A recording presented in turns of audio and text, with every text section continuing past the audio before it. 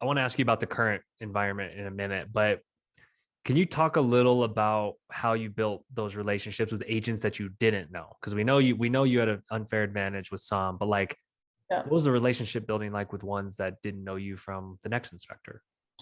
Yeah, I think for me, it was the one thing people always ask me because they knew I was a realtor. So a lot of people, they even found that out and they'd say, oh, what do you miss? And I miss those relationships, believe it or not, because as inspectors, we're really quite isolated.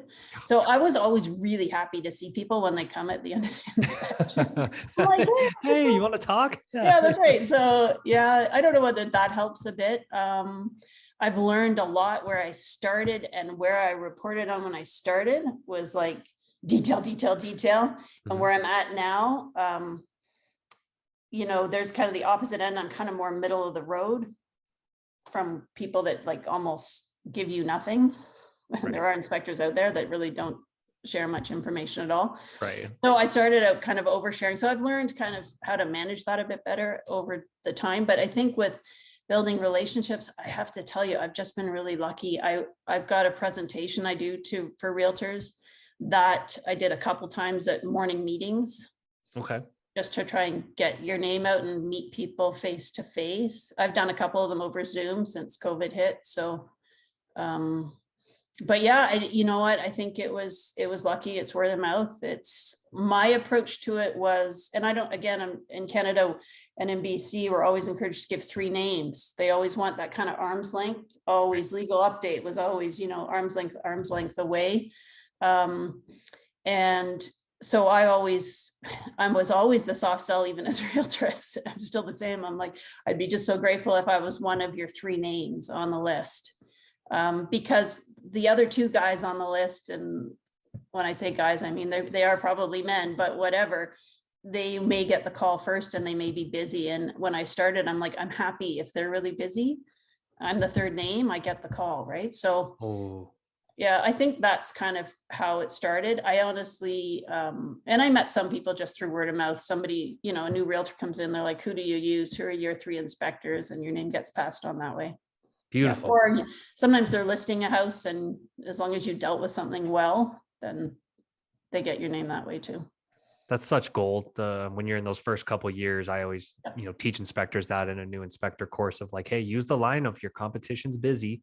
You'll be Yeah. able to respond right away and do next day inspections. And I think yeah, exactly. You can drop everything and just go. I think one of the best advice I got was from a young guy who has left. Shout out to Kyle. He's left a home inspection and gone to become a realtor. I'm like, are you nuts? But anyway, that's what he's going to do. So he gave me really good advice, and that was get Google reviews. He's like, ask for them. Yeah. And when I first started, I'm on a Mac, and so there wasn't very many programs out there that ran on a Mac. Mhm.